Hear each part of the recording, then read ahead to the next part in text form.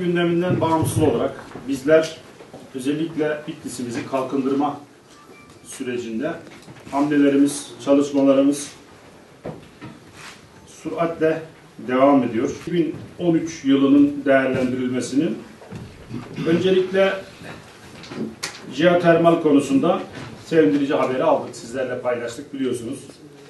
Zorlu Holding, İzlanda firması Rekav ve diğer yerli paydaşlarımız, özel idare ve belediyelerle birlikte jeotermal protokolümüzü hazırladık. 75 megawattlık 2 tane santral öngörülüyor.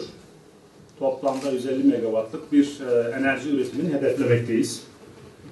Bunun içerisinde aynı zamanda bölgede 5 yılda 5 yıldızlı 5 otel.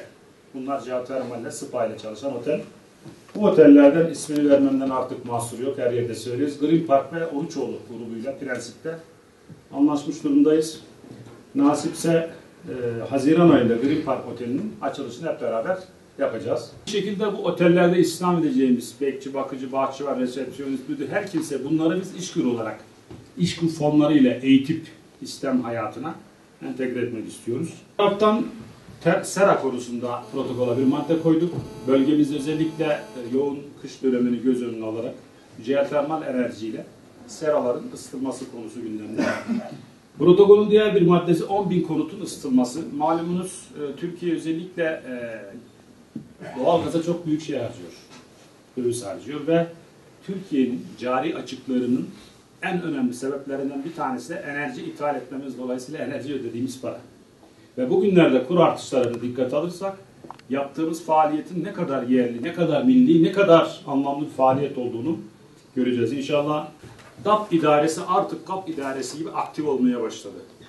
Biliyorsunuz Türkiye'de GAP idaresi eliyle Doğu ve Güneydoğu'da, özellikle Güneydoğu bölgesinde çok ciddi yatırımlar yapıldı. Milyar dolarlar harcadık.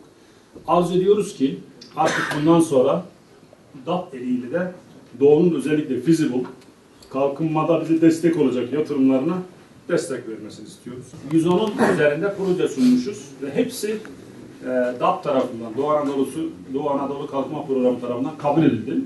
Bu sürede aldığım bilgiye göre yine 100'e yakın küçük ve orta sulama projemiz var. İkinci bir finansör kuruluşumuz DAKA ki 1 Ocak 2014 itibariyle bendeniz DAKA Yönetim Kurulu Başkanlığı'ndan üstlenmiş durumdayım.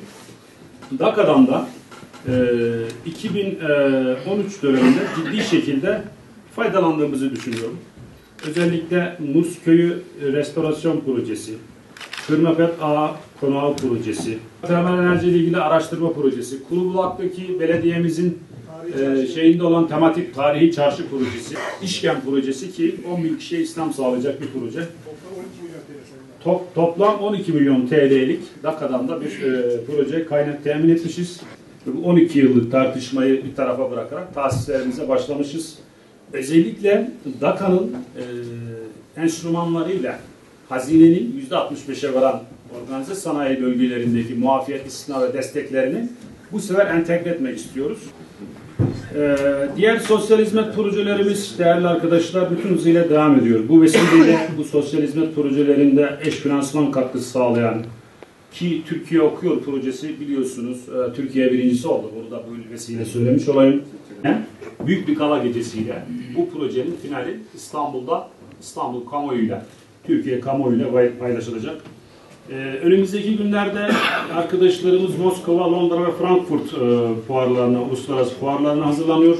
Bugün itibariyle Emit fuarına ekibimizle birlikte geçiyoruz. Daha önce biliyorsunuz İzmir fuarı, Ankara AKM günleri ve İstanbul Fesane günlerinde de Bitlisler gerçekten kendilerine yakışır bu